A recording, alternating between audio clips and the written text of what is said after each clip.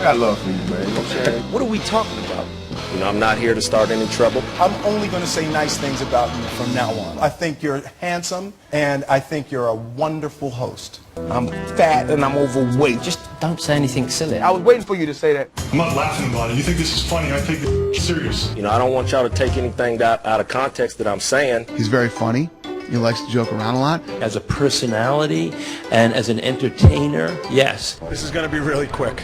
I'm not taking any questions. Go ahead and get comfortable. I'm going to talk for a little bit. You're listening to Cabbie Presents, the podcast. Welcome, welcome, welcome to the show. Playoff baseball is nearing the final round, and I'm rooting heavily for the underdog. I'm not going to put any money on it, but just my cheers, my fist pumps, my enthusiasm will go towards the underdog. As in life, I always love a good story. And the underdog story is always a good one. Go Tigers, go Giants. I had the chance to interview a few members of the Detroit Tigers this summer. Austin Jackson, Prince Fielder, and I think it's just those two. Both guys were great. The Giants, I haven't met any of the Giants yet, but, you know, I'd still like to see them return to the World Series. And, that wouldn't be like a blazing marquee matchup. It's not sexy. It's not Kate Upton, although Justin Verlander can speak on that. Have you seen her latest Cosmo spread? Fire.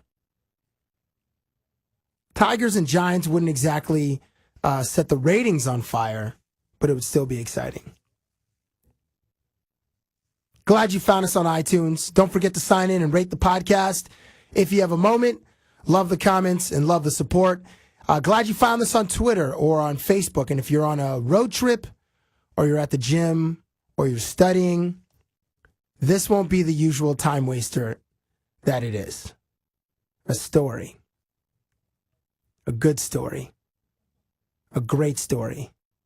Today, my guest has several. He is the most charismatic player in Major League Baseball and a close friend. And he's on the phone right now. If it's going to be an interview, I'm going to conduct it. So I'll answer my own questions, ask myself the questions, then give y'all the answers. In my experience, the best baseball player to interview based on his personality, his talent, and his honesty, a very honest player, and oftentimes one of the predominant faces on This Week in Baseball because of his million-watt smile and his comfort in front of the camera. I am pleased to be joined by 77-time Gold Glove winner, Torii Hunter of the Anaheim Angels. Hello, sir. What's up, man? 77 times, really? Yeah, well, I don't know. Okay, sorry. Was it 79 times or 80 times? What are you trying to say? I'm that old, huh? No. I'm trying to say that you're that gifted, buddy. Thank you, man. I appreciate that. No, it's 9. Is it 9? 9 and a possible. Does Rawlings send you checks for that? Yeah. Or is it? They send me a check for it. It's pretty good. They do. See, that's, and the only reason why I ask you that, I'll tell you this quick story. I was once, I was in the Toronto Blue Jays clubhouse, and Vernon Wells, who is now your teammate, had a love seat in front of his locker. For some reason, there's a 2-seater. So me being the jerk that I am, I'm laying in the love seat in front of his locker. And it's as though I'm a player, and I have no business being there, being that relaxed in that clubhouse, but I was. So then I noticed a check on top of his shirts, his folded shirts in his locker. I was like, yo, V-Dub, let me see that check. And Dub was like, man, it's not even that much. I'm like, no, well, V-Dub, come on, let me see that check. He's like, really? It's not that much. I'm like, dude, what's not that much to you could be a hell of a lot to me. So then he kind of laughed, and then he gave me the check, and I noticed it was from Rawlings. So I was like, oh, okay. So and it was pretty normal size check. But it was from Rawlings. And it did have and I know that Vernon's won, I want to say 3 Gold Gloves or 2 or 3 or something. I think he won 3 Gold Gloves. So now, boy, you were run 9. So you've been getting money from Rawlings for a while. That's awesome. Well, my wife takes it. Give me the check for me. It's takes it, and then she goes straight to the mall. and every day I look at the clothing she's wearing. It's from my Rawlings Gold gloves. So. It's one of those what's mine is mine and what's yours is mine. Yeah, none of it is mine at all. Right, yeah. I can't do anything. When I go shopping, I got to ask her, can I go shopping, please? No, I'm tough. I'm tough. She's not in here, but I'm tough. I'll run the house. You run the house when she's not home. Let me open the door and see you outside. Hold on. Hey, so where are you right now, Torii? I'm here in North Dallas, Metroplex, and down here. And it's good weather today, man. It's 75, 77 degrees or something like that. And, I've been riding in my little 64 Impala, just riding around, working on my tan. What color is it? Cool. It's a blue 64 Impala, man. I got it painted. I got it hooked up and everything. I had it for like 8 years. And that's my favorite car, man. There's no new car out there that I like more than a 64 Impala, and I drive it all the time. What color blue? It's like it's a navy blue. Oh, okay. Blue. Okay, yeah. Is it glossy? Yeah, it's pretty glossy. I got the gloss all over it. It's got like sprinkles? It got a little sprinkles in it. It got a little sparkles in it. You Sparkles. That's what I meant. Sparkles. Yeah, so sometimes when the sun shines on it, you can see the little sparkles down the street. With my 64 Impala, everybody's, all the older folks, everybody really. Just say you had a stoplight and they were giving me the thumbs up and the fist out of the car. They're screaming and yelling. You drive your nice vehicle. Everybody's like, oh, he's stuck up. Right. So I don't drive it. I just drive the 64 Impala. Stay humble. How do you? Where did you get it? I got it from a lineman with Minnesota Vikings. He's a football player. His name was Pat Williams, and he's a lineman with the Vikings. Used to be, and I got it from him in like 2004, and so he gave me a good price. I actually negotiated the price. He wanted to get it off his hand. He had like 4 of them. I've been looking for one for years. And he had 4 of them. So 4 of them? Oh, my gosh. Yeah, he has 4 of them. They had a collection. So I just took it off his hands. I figured he didn't want 4, so let me just take 1 from him. Well, like Herman Edwards said in that ESPN documentary 30 for 30, you only have 1 bum. So what are you doing with 4 cars? Oh, man, he had 4 cars. Well, he got 4 old-school cars. So, you're thinking he's paying, to get the old-school cars, he's paying about 30. They're not really souped up. They're nice, but they're kind of original. Right. He had they were like 30, 20 grand or something. If you go broke from buying 4 cars, then you didn't have no money anyway. Am I right? Right. Well, yeah. I have 0 cars, so I definitely don't have. I'm below the poverty line. If you're buying those cars and you don't have 0 coming in, and you keep buying 4 cars every year, and you keep doing it within 5 to 10 years, you're gonna be broke. Yeah. Or you're really dumb.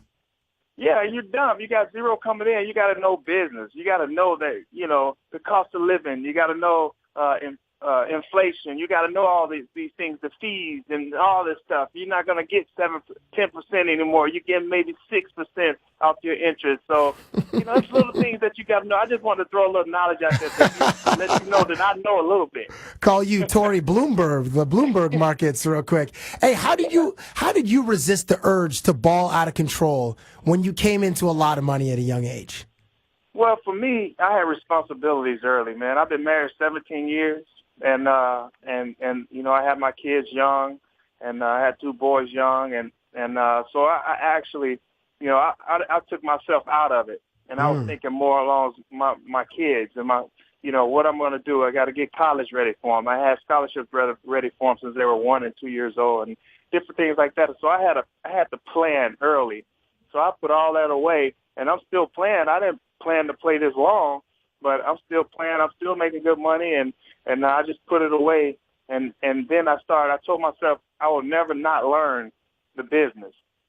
So you get some of the players that get in, they're just happy to be playing the game of baseball, and never ask their financial advisors, hey, teach me about the basics of rate of return or different things like that. And if financial advisor, if he says no, just worry about playing baseball, I think you should fire him. Because your financial advisor should teach you that stuff, the basics, and how to save money, the budgeting your money, different things like that. And you get a lot of financial advisors that don't teach these guys. They keep them in a cold, and they know nothing. And that's how you go broke, because you give them power of attorney. That's did you see that documentary, 30 for 30? Yeah, the guy Ed Bukowski is my financial advisor. I was his first athlete, and that's how he came up with it. So Ed Bukowski, that's my financial advisor. So you were that dude that he based his whole blueprint on. This is what Torii Hunter did, and this is why I'm going to make sure Torii Hunter and his next 4 generations always have money. Right. He taught me everything. I mean, I fired 4 or 5 of my financial advisors. After I met him 8 years ago, he started teaching me. And I saw that they were taking fees here and there, buying and selling, and that's how they get their fees, their cut. They keep buying and selling. So why you buy something, you sell it 24 hours later? You can get a fee out of it. You're right. Yeah. So I had to check him on that, and I fired 4 of them, and he's one of the reasons, why I did that. This has just turned into the Wall Street Journal financials, ladies and gentlemen. You didn't know that Torii Hunter had this much equity, sort of academic equity as far as the financials go. You see him on the field with athletic prowess, but now he is introducing you to his economic game. I got a little something in there, man. I'm just no dumb jock. Matter of fact, if anything, I got street sense. Nice. Anything, I got a little street sense, common sense. That actually saved my life. So okay. I should have just let you preach. You're a preacher right there, and I interrupted you. I'm such an idiot. No, I just know, I had one guy, I'm not going to call his name. Torii, say his name. Say his name. I'm not going to say. It'll make you feel better to say his name. No, it won't. I actually had a guy. He's out of the game. He's gone. Perfect. And, that's even better. So no one can people can't even find this dude anymore to tell him. So you might as well just say his name. The statute of limitations is up. It was amazing because he's from the Dominican Republic, and he was cool. He just didn't know much about his finances, so he let his agent take care of everything. Right? His agent took care of everything, like paid the bills and different things like that. So one day we looked at his statements, and we looked at the statements, and we saw insurance was he had 2 cars, a Toyota Sequoia and a Mercedes. So I'm thinking, roughly around $400 a month for insurance, right? Yeah. $500, somewhere around there. Well, his insurance was $5,000 a month. Whoa. It says car insurance, $5,000 a month. It says electric bill, $1,000 a month. No chance. Wow. No way. So we're just looking at all this, and he's paying all his bills to the agent, and his agent was sticking him for $50,000 a year almost. Oh my gosh! Because he didn't want to know. He just played baseball and let his agent take care of everything. And that's what a lot of guys are doing, letting their agents be a financial guy. Your agent is not a financial guy. Your agent is not a doctor, a lawyer, anything like that. He's a baseball guy. So that's why I tell a lot of players when I'm in the clubhouse or with the younger guys, I teach them all this stuff. I'm being fruitful, giving them everything, whether it's baseball, whether it's, finances or family issues or anything like that. Everything I went through, I try to give it back to all the players that come up in the system, and like the Mike Trouts and the Mark Trumbos and different things like that. I try to give it to them, and everything I got. Shoot, even Mauer and Morneau and Denard Span, when I was with the Twins, I gave it to them. I'm on the phone with Torii Hunter of the Anaheim Angels, 11-time Gold Glove winner and economic strategist. You can see him on MSNBC tonight. He's also appearing on CNN tomorrow with Piers Morgan. Maybe I made that up, but he could be. Yeah. You mentioned street sense. Now, a dude who doesn't seem to have a lot of street sense is Floyd Mayweather. Whenever he's on HBO 24/7, he's always seen with stacks of tens of thousands of dollars on him. What's the most cash you've ever had in your possession? Oh man, in my pocket, I would say $2,500. 2,500. Wow. Okay. Because this dude walks around with a backpack with a couple of milli. Oh well, that's. I mean, that ain't even street sense. I don't know what that is. That's 100% flossing. But I can tell you what. As long as he got big money coming in, that's fine. But when he start when you stop boxing, you're not making that check anymore, you're not zeros coming in, you can't live like that. Within 5, you keep living the way you're living as when you were getting paid. 5 years after that, you're going to be broke. 100%. So wait, you had $2,500 is probably the most you've ever had in your pocket? Yeah, $2,500. So that's like, is that like, just a regular Friday night, or were you at like a casino, or what's that? Where do you think you were with that on that particular day? Probably playing cards on the plane. So I wasn't in the streets. I was going from one terminal and getting on the plane, play cards, get off the plane, get on the bus, straight to the hotel, ready to play. Torii, and then when we get up in the air, we play cards, and I win a lot. I like that, and I win a lot. A lot, trust me. Who was the greatest mark of all time, of all your former teammates? Who's that dude that just couldn't resist sitting at the table and thought he had skills, but he would always get taken for thousands of dollars? Hey, let me tell you who was the best of all time was David Ortiz. They now call him Big Papi. David Ortiz, oh my God. Even when he got to the restaurant, we still played cards. But this one guy, we always said, let's make sure David's in the game. He and Paul Molitor. Really? That's when Ortiz, because he came up through the Twins. That's right. Yeah, he came up with the Twins. So, oh my goodness, man, we used to take his money all the time. He took it so much that we caught him cheating. So the next time you talk to him, say, Torii said, "Why is the jack at the bottom of the deck?" And then he flipped it over. The jack that was at the bottom of the deck ended up being in his hand. I'm like, what? How's that possible? I just saw it at the bottom of the deck. And he pretends like he's so, he's 6'3", 6'4", so he stands up like, what are you talking about? I don't cheat. And we all stood up and said, you were cheating in this thing. He said, okay, I did.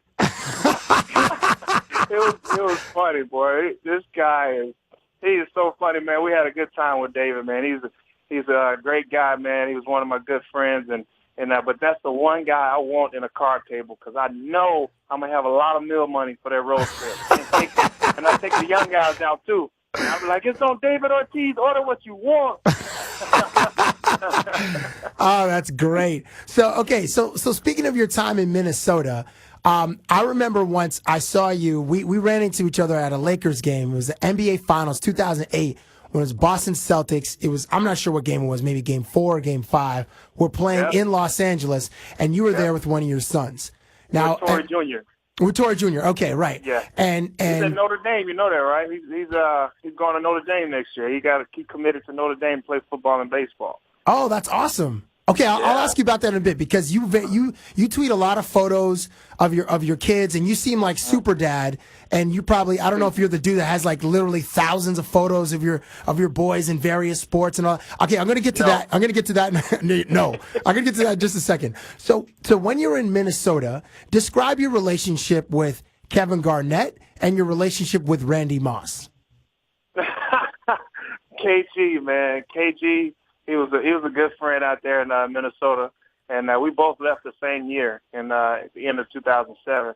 And but man, we used to hang out together, man. He's the most down to earth guy I've ever met, man. Superstar I've ever met. He's actually walking amongst the fans, walking downtown and shaking people's hands, signing autographs, kissing babies, doing all these things. He can run for the governor there, and so he's the most down to earth superstar I've met.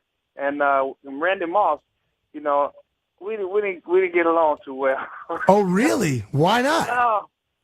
Well, I think it was an incident one time. We went, I think in 1999 or 98, we went up to to see The Rock wrestle. And wait, you guys went to a wrestling night, like WWF Raw or something, like Monday Night Raw or something like that?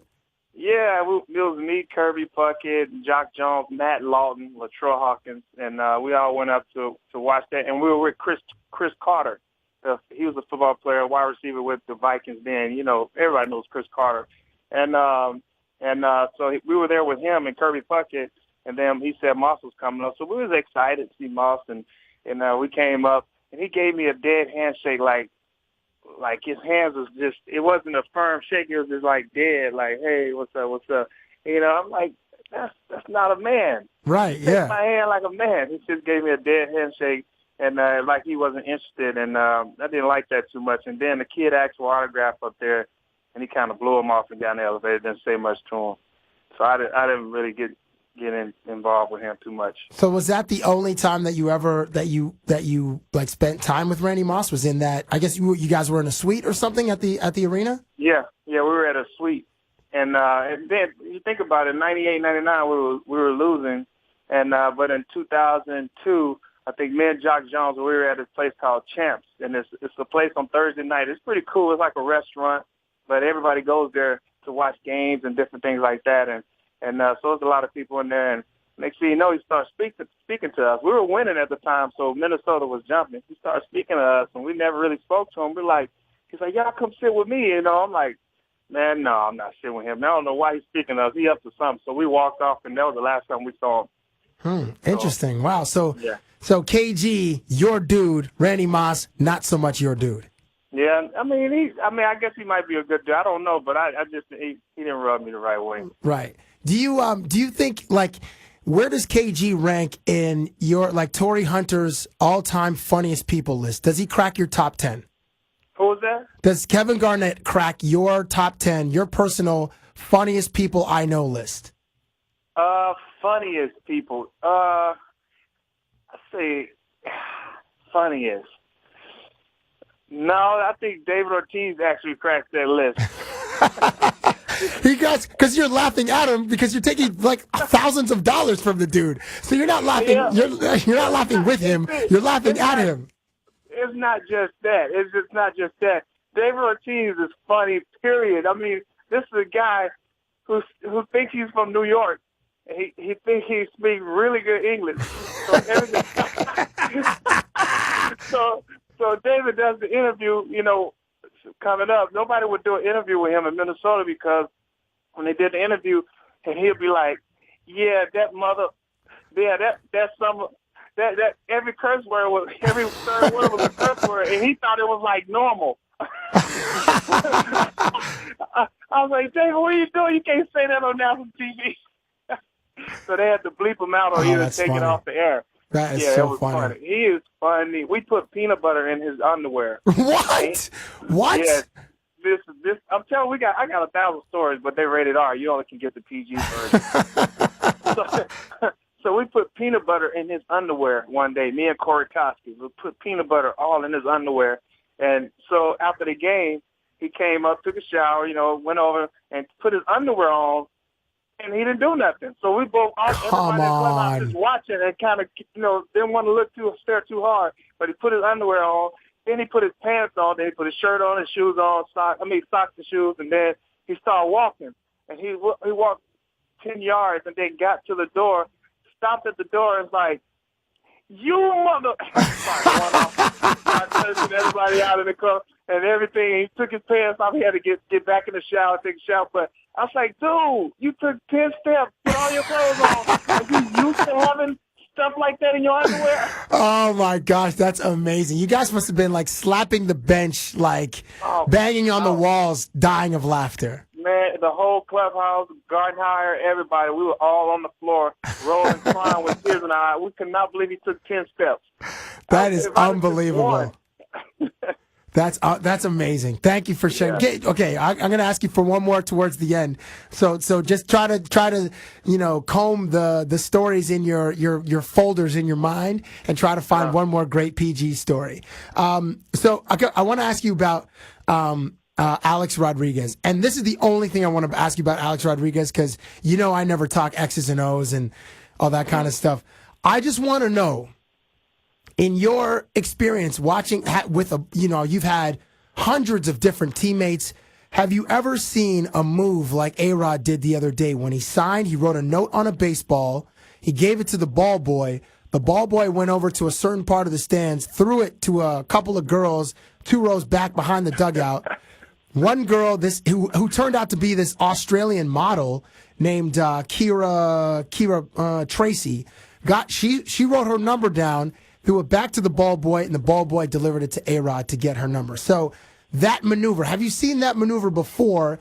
And if you haven't, have you seen a different one? No, that's actually that's like basic. That's what we all do. I mean, Not me. That's what, not me. I don't do that. You get in trouble. The other dudes did it. That's what baseball players do. You know, you get a guy who's single or whatever. You don't want to send a piece of paper out there because everybody knows that's a note. But you send a baseball out there, it's like, oh, he's giving the baseball to two hot blondes. So he gave the ball to her, and he had a note on there, and then she gave it back. I'm pretty sure that's why he got caught, because she gave it back, and everybody knows that's the one way you do it as a baseball player. So that move is like 100 years old. So what are some of the other moves that we don't see on TV? The bat boy has to do with every move. Right. You know, because you don't want to go up there and be like, oh, the game is going on. You don't want to be the guy that's just looking in the stands trying to get phone numbers from a girl when the game is going on. So you send the bat boy. You send the bat boy up there, give her a piece of paper or whatever. I've seen notes and I've seen but that's it, just notes and baseballs and different things like that. But it always got something to do with the bat boy. The bat boy always does the dirty work. Who's like the best guy that, like, either the most efficient dude or the bat boy that just had, like, I guess the most efficient and perhaps the one who you felt, or the guys felt the most confident in his abilities to execute these missions? Who is the one guy? Yeah, do you like of your years of playing baseball? There's a one kid named Andrew or Muhammad or Stevie. Like, who was that one dude that there's a collection of guys that would run through Stevie like all the time?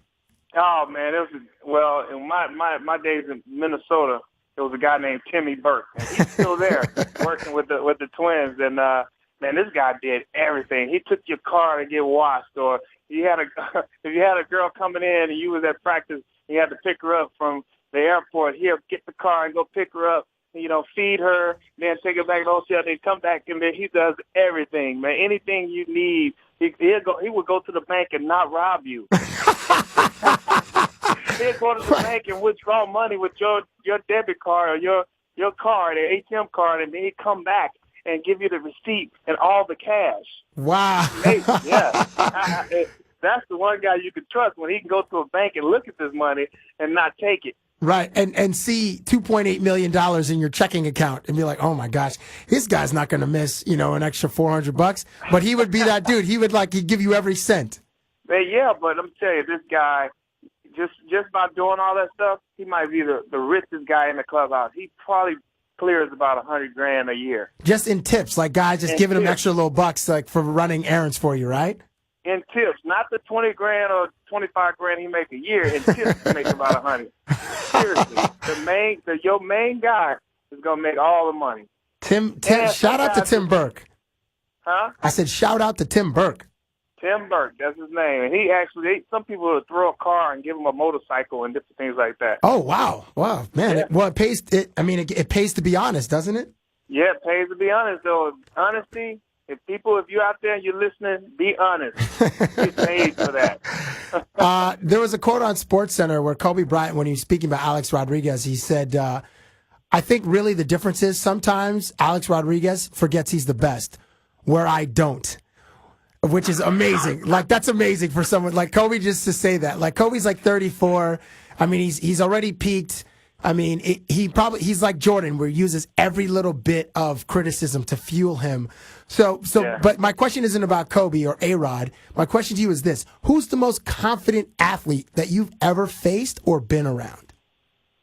The most confident athlete that I've ever faced or been around. Like you could, like that athlete would say something like Kobe Bryant just said. Man, most confident athlete. Woo-wee. There's a lot of them. Oh, man. Barry Bonds. Oh, right. Wow. Okay. No doubt. With no doubt. Barry Bonds is the most confident athlete of our time, of my time. I know that.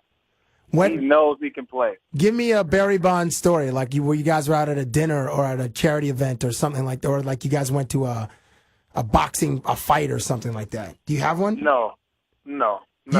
I ain't going nowhere with him. Is that another case where he's kind of in the Randy Moss grouping of guys? No, you know what? We had our differences earlier. You know, we've almost squabbled before. Over what? Just things he said, like, he said something like at a dinner one time, and I was gonna pay for my own meal. He said, "No, it's a free meal. Take it." I can pay for my own meal. Right. So he's just saying, take it or whatever, or it's little things. There's some things that that didn't go right with me and Sid. We almost got in a fight. Like a war of words or a physical fight. We almost got in a physical fight in the lobby. So, of this restaurant? In Japan. And we actually became friends after that. Okay, so what happened? What happened? We ended up going to dinner, we ended up talking, and then we had some fun together, so it was cool. No. What happened leading up to that moment in the lobby, Torii? I'm not gonna say that. There's nothing. Come on, Torii. The statute of limitations is over. It's up. That story happened like 10 years ago. Nothing. That's what I'm saying. He just, it was one incident where he was like, "You guys, about us, me and Jock Jones were at the table, and he called me and Jock Jones out about about eating for free. Said we were freeloading. So. Oh, and I was making like good money at the time. Oh, so, see that. Yeah, those are fighting words. That's attacking your integrity as a man. Yeah, I'm from the hood. So I could pay for my own. I didn't ask you to pay for my meal anyway. I just went with everybody. It was like 20 people with us. So he called me and Jock out of all people and said, "These two freeloaders are over here." Oh my God. Okay, so all right. Well, that's. You say something like that, you better guard your grill and knuckle up because like something's about to happen. Right. See, if I fight you, it's gonna be a reason. And you're a super nice guy. I've never seen you without a smile on your face, unless you're getting hit by a pitch in the mouth or the wrist or something like that. It's the only time I've ever seen you not smile.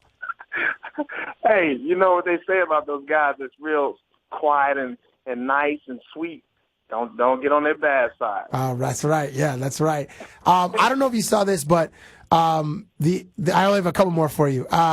Dwight Howard was recently seen in L.A. wearing a turtleneck.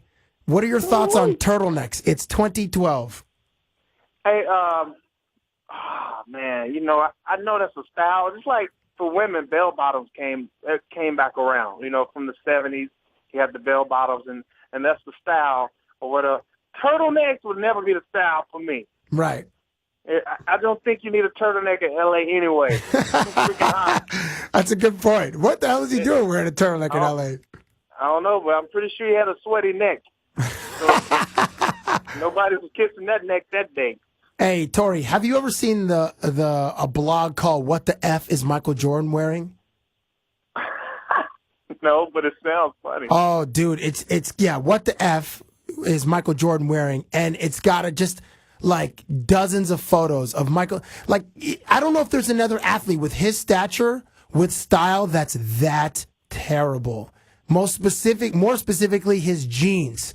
This dude's a grown man wearing ripped jeans that are not in style. Do you know Mike? Could you text Mike? Are you guys that close?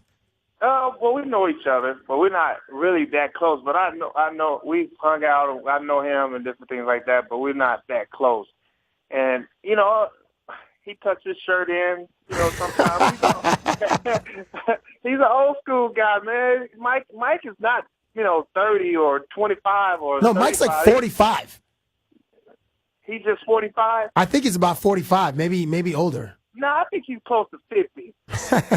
I'm thinking he's close to 50. So you got to look, Mike is older, man. I mean, he's an old school player, man. What he thinks that's in style might be out of style. No, yeah, absolutely, that's the case. But does it matter what Michael Jordan wears? Does it even matter? Of course. Michael Jordan's an icon, though, Torii. He's an icon. Right. He can wear, purple pants with a green top and pink shoes, and he can walk down the street, and the ladies will love him. Because he's Michael Jordan. Right, and he's still going to show up on that blog, "What the F is Michael Jordan wearing?" if he ever whirled out in the street with that on. You heard what Jerry Jones said. About what? There's no publicity. No publicity is bad publicity. All of it is good. So what the F is Michael Jordan wearing? He's going to always be on that blog. Once listen, a lot of people can't even get on the blog. So for him to have a blog, he's doing something great. What's the worst outfit that you could remember wearing? Like maybe something from like 91 or like 92 when there was, remember like cross colors and like there's like those awful like FUBU shirts and like like the Bill Cosby sweaters. Like Yeah. you ever get caught? Like are there any photos of you wearing that sort of stuff? No, I actually burned all those. But I did have those jean outfits we used to wear. Oh man, yeah, the denim on the top and the bottom. Yes. Yeah, I had the denim it's the same color. I had green pants, green top, and a white shirt on one time. I thought I was clean, and at the time everybody thought I was clean because everybody was looking for something like it was a Jabot outfit. Remember Jabot? It was 1993, and I wore the Jabot jean outfit, and it was green, like dark green. Right. And I had on some Huaraches, some green Huaraches, green and white Huaraches. Yes. And it all matched, and I looked good. But when I look at that picture today, I'm like, why do we wear stuff like that? And it was super baggy too. You remember the necklace with the with the African? Yes, with the continent of Africa on it. Yeah, those Africa pendants. Yes. I look at it, I'm like, what do we have on? I would never wear that today. You're dressing like Tretch from Naughty by Nature. Like he always wore those outfits. Yeah, once they got BET, Black Entertainment TV at the time back then, that was the hottest thing going. So when you see guys with it on, you're like, yeah, I'm going to give me some of that because so-and-so is wearing it. Right. Houdini wearing it. I'm going to wear some leather pants. It was like whatever it was could either be like some kicks or it was like Timberland boots. Right. So we all wore it. Right. And one of those other brands was like Karl Kani. Karl Kani was very big in that era. Man, Karl Kani. But you know what? The number one thing that everybody wore, I don't care what color you were or who you were, whatever. I had on glitter socks with some leather black pants and some penny loafers with a penny in it. Oh, that's wow. Yeah. Wow. And, with the Thriller jacket. Oh, my gosh. Wow. Well, that's a little earlier. That's not 90s. That's what, like mid-80s? It was mid-80s. That was my worst outfit ever. I still got that picture. Well, you must have been like 10 in that photo. Like, you can't even really help that. No, I wasn't 10. I was about 11, 12. 10, 11, 12. I was about 10, 11, 12. The glitter socks. That's unbelievable. That's amazing. Yeah, and I wore them to school, and they're like, wow, they look good, man, and everything. and now that I think about it, I'm like, that was terrible. Terrible. Was it ever? I mean, you could wear that for Halloween now and be like, people be like, oh, your outfit is amazing, your costume's amazing. Be like, no, I used to wear this for real. I actually wore this for real to school to be cool, and I saved up money to get the glitter socks. Torii, I'm gonna get you out of here on this. When I came to Anaheim earlier this year, I interviewed you, and you and Vernon and Howie, and you gave me great material as per usual. I probably interviewed you like 8 times, and every time you give me amazing stuff. Now, when I was talking to Vernon, I said, dude, are you gonna buy a team after you retire? He goes, yeah, there's a plan to. I'm like, what? And I just threw it out there jokingly. I'm like, what do you mean? Are you? He goes, oh, there's a group of us that are talking about it. So I'm like, holy crap. I'm like, you guys would change the game. Like former players as a crew. And there's only maybe like 20 or 30 dudes that could pool some money together to actually legitimately do this. Are you in on that plan? I am one of the guys. Vernon and I we got together, 2 years ago, and we just started brainstorming, and we thought about doing it. We wanted to start in the minor league level first and work our way up, but we do want to own the team. And, it might be 5-10 years from now, but that is definitely in our plans, and we're making plans right now, and it's going to be a while from now. But I'm just one of the 7 that we want. So far it's you and Vernon. Who else is in there? Like that's committed, that's confirmed in this part of this. I don't even know what to call you guys. Like call you like the X-Men or something. Like you guys need a name, like a superhero name. Like the Syndicate or something like that. The Conciliary or I don't know, the Commission or something. We're not actually, we don't have too many guys. We only have like a couple. But Vernon and myself, Carl Crawford. That's what we're trying to get into. We're trying to get Deion into it, Deion Sanders. And so, I mean, we got a couple of Sheffields on board. So we actually have a couple guys that really want to jump in and get it done. So we'll see what happens. Dude, how much does each guy have to put in? Oh, man, we don't know. See, that's the numbers. We really don't know what we're going to put in or how much we're going to put in. We're just trying to figure out how much it's going to cost to start. It's at least 8 figures, though, isn't it? It's like double-digit millions, no? No, not minor leagues. Not minor leagues. Minor leagues, you probably get a team for between 10 and 15. Oh, so you guys aren't going right. You guys could probably buy the Pirates for $50 million. I mean, I don't know what they're valued at, but either the Pirates or the Brewers or the Royals. It's either the Pirates or the Royals. Do, right? What? You know what guys do, right? I mean, guys come in to buy a team. You come in with $10 million, right? You have $10 million, which is a lot. You have $10 million. You get a loan. And you get the loan. You get the team, and you get all the money, all the revenue. You pay your loan off, and then that's when you start making your money. So it might take you 7-10 years to really start getting money, but you do own a team. So after 5, 7, 10 years, you actually get. That's when you start getting your money. Dude, so, this is you really are like on some Wall Street Journal, the NYSE NASDAQ tip. Where this is amazing. I really hope this plan comes together and you guys can get the right guys on board and hire the right brain trust and do it, because that'd be amazing. We want Jeter in there because that's what he wants to do too. So we're gonna try to get together and get it done. Well, good luck to you. And if you need an idiot to front your digital team or your media team, holla at your boy. You would definitely be that guy because you're very good at what you do, man. You're very good at getting the players' personalities out and having a little fun with it. I see you all the time with Jeter and different guys like that, and you get the personality out of those guys. And that's mostly because I'm an idiot. Huh? That's mostly because I'm an idiot, but I do thank you for that. Yeah, but you're not wrong with being an idiot. You're a funny idiot. You're an idiot that I laugh. You're one of the idiots that we can laugh at, not an idiot that we be like, man, he's an idiot. But you're an idiot that I laugh at. You're the funny idiot. Well, thank you, Torii. I do appreciate that, man. And hey, next summer, if the schedule lines up, would love to have you back at our party. No, definitely, man. I'll definitely be there. That party you threw is unbelievable. Thank you, sir. It's the best party ever, and I'm upset that we come in when you're not throwing it. So make sure you schedule that party for those days that we're there. Perfect. I don't know what team I'm gonna be with, but make sure you. Well, we'll see. We'll see. Whatever team you're with, we will plan accordingly. Definitely. Awesome. All right, my man. Awesome speaking with you, man. Enjoy your off season. And last thing is, I know you're not rooting for any particular team, but who would you like to see win the 2012 World Series? I would definitely. I'm an American League guy. I've never been to the National League. I respect the Cardinals. I grew up a Cardinals fan in Arkansas, from Pine Bluff, Arkansas. And Little Rock Travelers was the Double-A team, and we used to go up there when I was a kid to watch the Double-A team for the Cardinals. And so I love the Cardinals, but I got to go with the Detroit Tigers, man. I'm an American League guy.